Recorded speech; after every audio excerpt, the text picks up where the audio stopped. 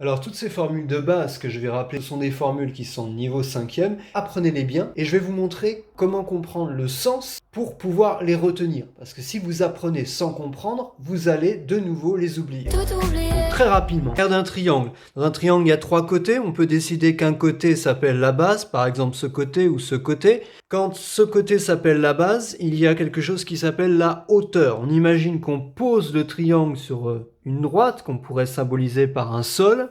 Quelle est la distance entre ce point et le sol? Cette longueur-là. Cette longueur, on l'appelle la hauteur. Quelle est la distance entre ce sommet et entre guillemets le sol?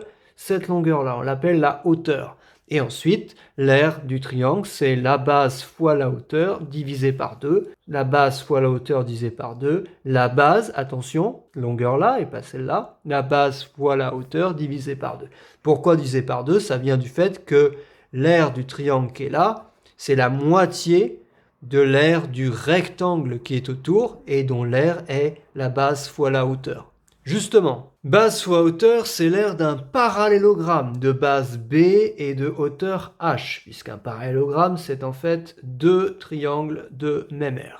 Ensuite, il y a la formule de l'aire d'un disque de rayon R, elle est facile à retenir, vous savez que c'est un objet circulaire, donc il y a forcément pi dans la formule, et il y a R, le rayon. Alors, il faut que ça devienne une aire, A-I-R-E. Une unité d'aire, c'est par exemple centimètre carré. Donc, pour avoir des centimètres carrés, il faut que la longueur qui est R soit au carré.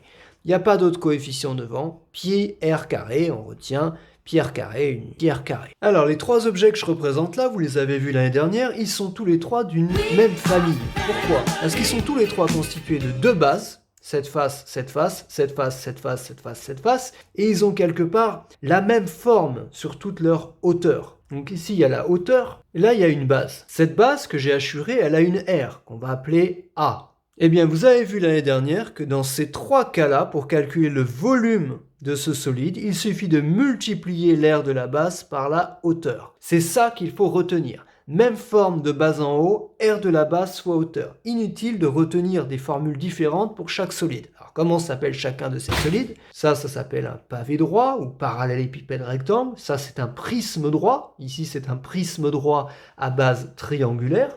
Et puis ça, c'est ce qu'on appelle un cylindre de révolution. Ma révolution.